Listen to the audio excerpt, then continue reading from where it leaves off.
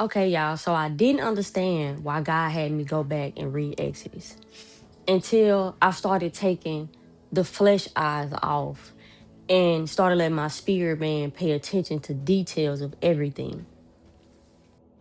But y'all, it wasn't just about Moses. At first, I thought it was just about Moses, him walking into his calling, seeing the favor on his life, and just what God was doing. But it was also to pay attention to the Israelites. See, Moses went there on assignment, right? He did what God told him to do. God even gave him insight on a lot of things, but he didn't give him insight on everything. And one thing with the Israelites that I had to pay attention to, that even till this day that we still do, we don't trust the process. We don't trust, we get the word, but we don't trust the process because the process might not feel the way that we thought it would feel. It might not look the way that we thought it would look. And God will tell you quick, I gave you what you prayed for.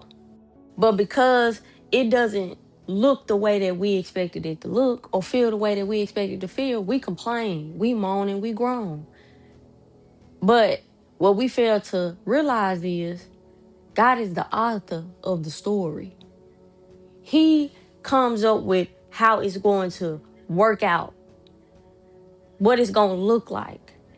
So instead of us going back to God about the situation, we'll moan, groan, and complain to God instead of asking Him for strength, guidance, wisdom, mercy, grace. But we serve such an amazing God that He will still provide, even through our complaining. Sometimes we even feel like the process takes too long. Like, Lord, when is this going to end? You gave me a word and it still hasn't come to pass. But sometimes the best gifts, the best packages, the best things in life, it comes with time.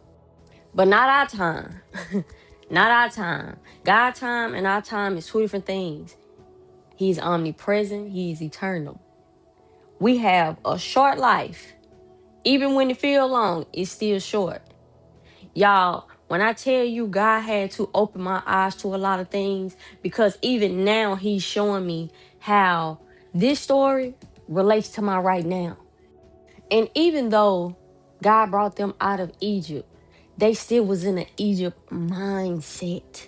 God has to prune us. He has to take the things that we learned in this lifetime and remove it. Give us a new insight, a new look on things. Because when we depend